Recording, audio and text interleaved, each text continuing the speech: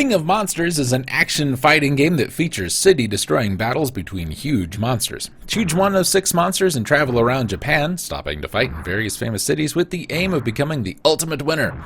In addition to punches, kicks, and other regular moves, each character has the ability to use more devastating maneuvers, like throwing flames and shooting laser beams to defeat opponents. Wrestling elements are also incorporated, as you must completely exhaust your opponent and get a 3 count to pin him and be victorious. Take on the challenge and claim the title of King of Monsters. And this is King of Monsters, developed by Genkai, published by Takara, released in 1992, and I had this game when I was a kid, and I seem to remember it being not too terrible.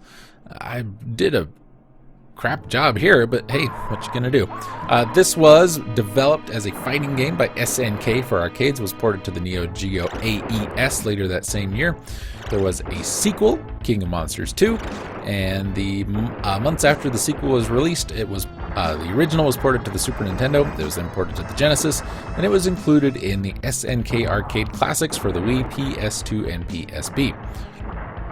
We have several monsters to pick from. All 6.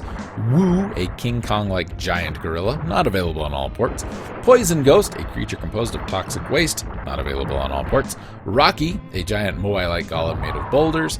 Beetlemania, a large beetle-like creature. And Astro Guy, a giant Ultraman-like superhero.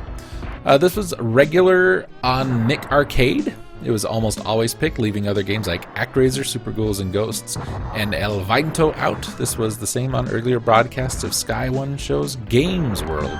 I remember seeing a lot of ActRaiser on Nick Arcade, and they usually started you up in Bloodpool for some reason.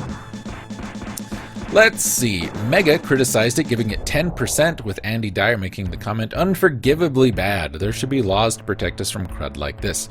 IGN reviewed it in 2008, giving it a 5.5 out of 10, with Lucas Thomas commenting, "There's certainly some appeal to the sight of giant creatures kicking over skyscrapers and stadiums on their way to slap one another into submission, but King of Monsters just ends up being far too shallow." Yeah, if you're looking for depth in gameplay, this is not the game for you. If you ever just wanted to control Godzilla and just destroy towns while beating up Ultraman, this is the game for you. And it's kind of working in the wrestling moves, like there's a ring and you've got to do the pinning and all that stuff. It's goofy, but I think it's supposed to be. And I think that's why, I think that's why it works.